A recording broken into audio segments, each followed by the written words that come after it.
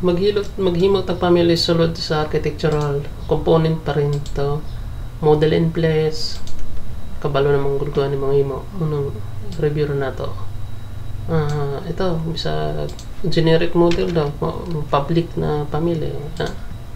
Isa-isa ko na to yung generic model example ka na. Nasa ibang dimension na siya pero nasa loob pa rin ng architectural. Kini extrusion pwede ka maghimo bisag kung sa na shapes. Ito mga basic lang na shapes to extrusion yan. Tapos 250 ang thickness. Tapos finish natin 3D na to. Mali extrusion.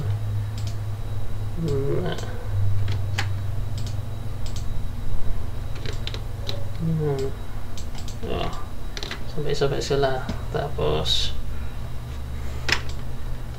ganun din. Ta-cancel ka tuloy. Maghimo ka ulit ang component in place. Generic. Yan. Balik ta ulit sa blend. Ang blend is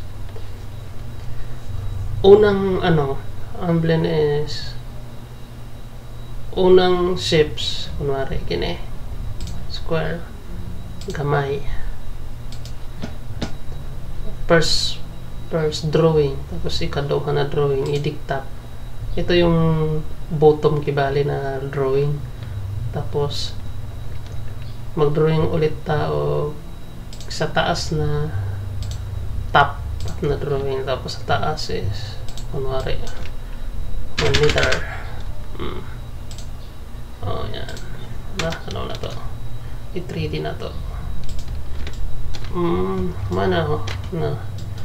Ito yung base tapos top.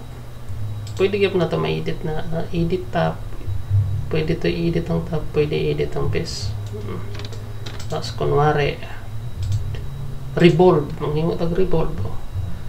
Atong inano sa YouTube na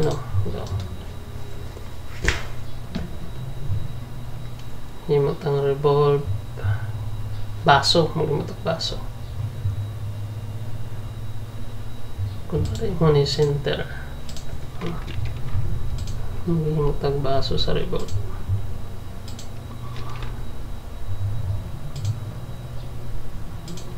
Mga baso.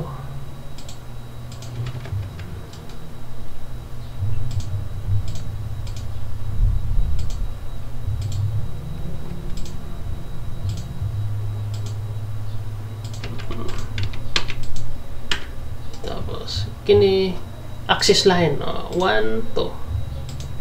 Tapos okay. Yan, baso na. 3D na to. Nakahimo na kag baso na pahigda. Ibig sabihin ng revolve, paikutin mo lang, linya ka lang ng isang tapos bilog na siya. Dito naman tayo sa sweep. Ang sweep is ganun din, parang blend, pero ang sweep is taas. Kunwari kini mga ito sweep reference line.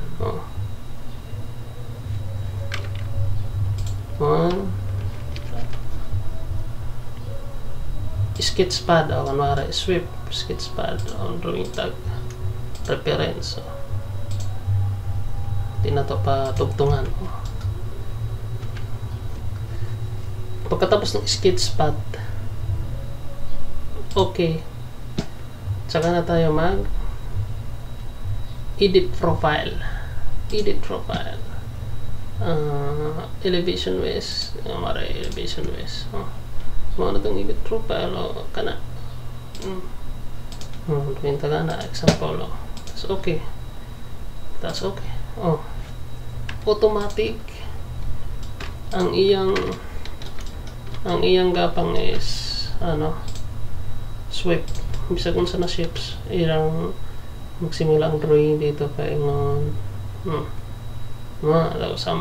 sweep blend. Maura pareha gyapon sa blend, pero ang swift blend nag-start sa shapes na ano pareha ka pa na ni sketchpad mara drawing tag kini swift blend tapos pagkatapos ng sketchpad okay, tapos itong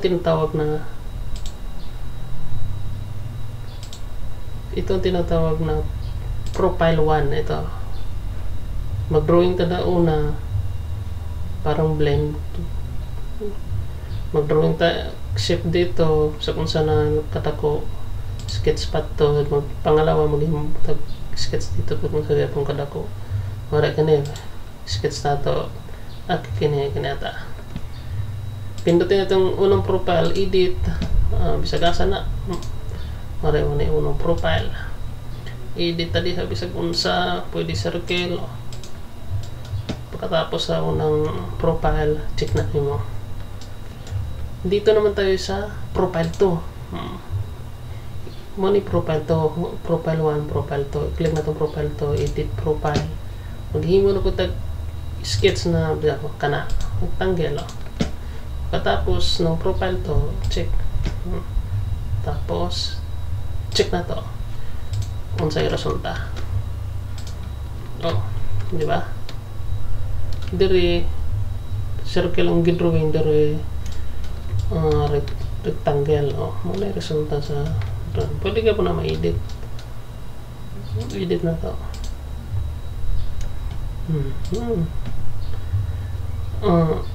edit swift blend asa ating edit click na ito profile 1 ba ini or profile to ini mara to tapos itong void forms pampabuho sa tanan butasan natin to gamitan na void forms void form mga ito yan busulutan na ito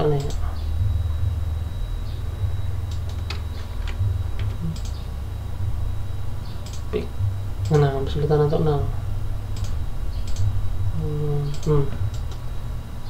katas ko na 250 o pa hindi